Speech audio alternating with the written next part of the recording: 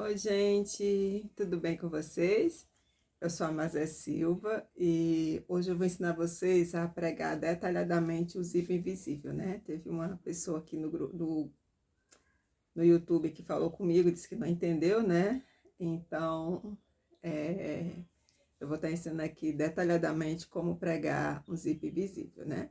Isso aqui é o cursor do zíper, ele fica para baixo. Peguei dois panos aqui aleatórios e vou mostrar aqui detalhadamente. Aqui, a minha máquina, ela é industrial.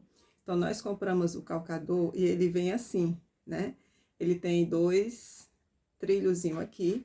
Esses dois trilhozinhos, cada lado do zíper, você entra com um, tá? Esse lado você vai colocar esse aqui, tá? Que é o primeiro que a gente trabalha. Esse lado aqui da mesa, você vai colocar no primeiro trilho, né? Eu chamo de trilho esse negocinho que tem aqui embaixo, tá? Então, você vai encaixar aqui. Aqui no início, ele tem um plástico, dá pra ver, né? Tem um plásticozinho aqui. E na hora de você passar aqui, você tem que virar ele assim para poder ele passar. Se você deixar ele assim, ele não vai passar, porque aqui tem o plástico, então o plástico não vai entrar nessa parte, nesse buraquinho que tem aqui, né? Então, você deita e ele vai passar, tá? Então, o segredo de pregar o zíper no início é só esse. O outro lado, você vai pregar desse lado aqui, tá? Então, o calcador, ele vai ficar sempre nessa partezinha branca do tecido, né? Essa partezinha branca do tecido, ela vai ficar sempre para a agulha da máquina, tá bom? Vamos para a prática, que aí você consegue entender melhor. A minha máquina, ela já tem esse haste aqui, né? Que a gente não precisa ficar trocando com chave, tá bom? Coloquei ele aqui. Eu sempre gosto de fechar o zíper. E vamos aqui, desmanchei aqui esse pano, é só um pano aleatório mesmo, para poder explicar para vocês, tá? Aí você abre um pouquinho o zíper, você posiciona embaixo do trilhozinho, sempre costumo dizer com esses dois dedos, você vai colocar um assim e o outro você vai só ajudar o zíper e o outro você vai passar no trilhozinho, tá? Então, você só vira aqui e você passou. Passou, tem uns fiapinhos aqui, que é da linha, deixa eu cortar aqui. Passou, aí você abre o zíper e você segura, eu seguro com essa mão aqui, ou você vem assim, né? Ou você segura aqui, né? Então, eu vou fazer devagarzinho, que é pra poder você entender, tá?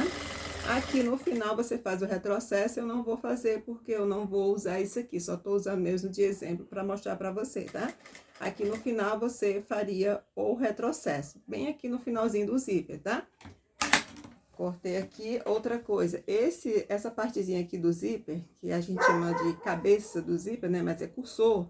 Essa partezinha, sempre que você for trabalhar, procura colocar ela assim, de lado, pra agulha não bater em cima e quebrar, tá? Pregado esse lado, ele fica assim, seja em um pano. Aqui, por exemplo, poderia ser esse material que eu usava quando eu fazia capa de almofada, né? Então, você pode usar e ele vai ficar assim, ó. Deixa eu colocar assim, né? O zíper igual com o overlock da roupa, seja ela uma capa ou algo do tipo, a necessaire, por exemplo. Aí, você vem com o zíper do outro lado, você pega o pano. Primeiro lado do zíper, você prega o pano pra cá, usando o primeiro trilho do zíper.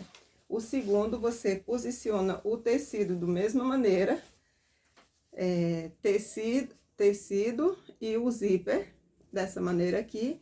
E você vai colocar o pano aqui por dentro, essa parte aqui da máquina, ó. Vira aqui, onde eu falei que o trilho da máquina, primeiro você usa desse lado e em seguida você vai usar esse outro lado. Então, você faz a mesma coisa, né? Você abre, passa, depois que passa, você empurra o tecido aqui pra dentro, ajeita, né?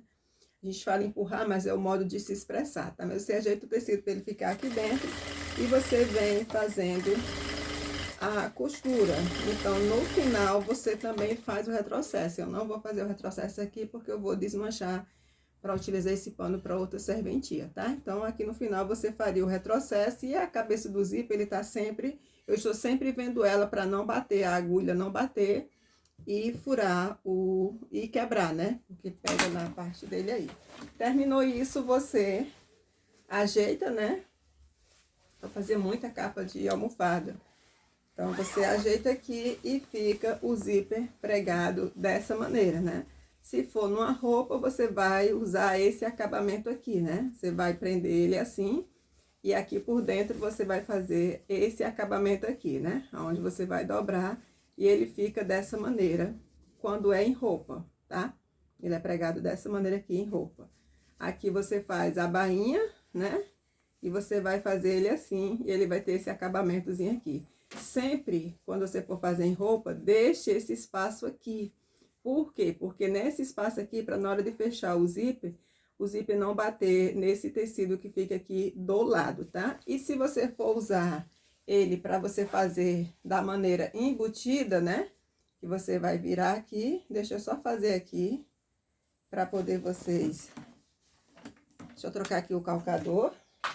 É rapidinho, mas é para poder vocês entenderem detalhado. Cada serviço que você vai fazer, você troca os calcador, tá? Aí você dobra aqui, vou fazer aqui o acabamento como se fosse de roupa. Lembrando que é necessário já ter feito o acabamento na peça, né? Vou só mostrar aqui como você faria. Tem que fazer o retrocesso, porque senão não vai mostrar pra você, né? Então, se você for fazer numa roupa, você pode usar esse acabamento aqui, se o acabamento for embutido. Se o acabamento não for embutido, você pode usar o outro acabamento que eu falei, né? Que você vira aqui e você dá essa diferençazinha aqui, depois eu desmancho. Você pode usar esses dois acabamentos, né?